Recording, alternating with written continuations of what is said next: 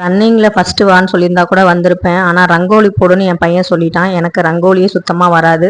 ஏதோ எனக்கு தெரிஞ்ச கோலத்தை வச்சு நான் போட்டுக்கிட்டு இருந்தேன். இவர் வந்து பார்த்தீங்கன்னா ட்ரை பண்ணி பார்த்தாரு, வரலங்கவும் என்னைய போட சொன்னான். எனக்கு அதுக்கு மேலே வந்து காமெடியாக இருந்துச்சு.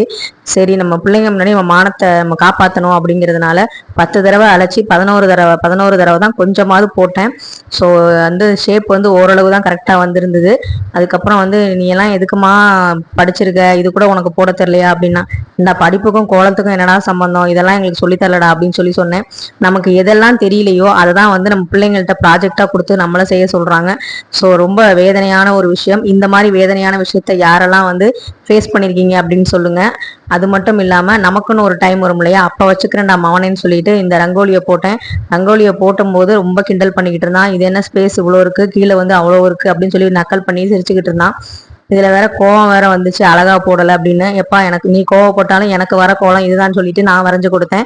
அதுக்கப்புறம் வந்து அவன் கலர் கொடுத்துட்டு இருந்தான். ஸோ உங்களுக்கு வந்து இந்த ரங்கோலி வந்து பிடிக்காது தான், இருந்தாலும் என் பையன் முன்னாடி என் மானத்தை காப்பாற்றுறதுக்காக நீங்கள் போடுற லைக் அவன்கிட்ட சாயங்காலம் வரும்போது காட்டணும். கண்டிப்பாக வந்து ஒரு லைக் பண்ணிடுங்க.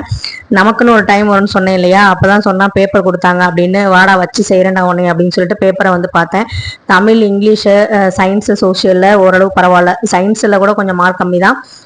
சோஷியலில் வந்து ஃபுல் மார்க் வாங்கியிருந்தான். தமிழ், இங்கிலீஷ் எல்லாமே வந்து பார்த்தீங்கன்னா குட்டு தான் வாங்கியிருந்தான். இந்த மேக்ஸ் வந்து 48 தான் வாங்கியிருந்தான் 60க்கு. சரி, நம்ம பையனாக இருந்துக்கிட்டு மேக்ஸில் சென்டம் எதிர்பார்க்கறது ரொம்ப தப்பு அப்படிங்கிறனால நான் எதுவும் பேசலை. ஏன்னா மேக்ஸில் நம்மளும் கொஞ்சம் வீக்கு. சயின்ஸ்லேயும் வந்து பார்த்தீங்கன்னா 7 மார்க் வந்து போயிடுச்சு.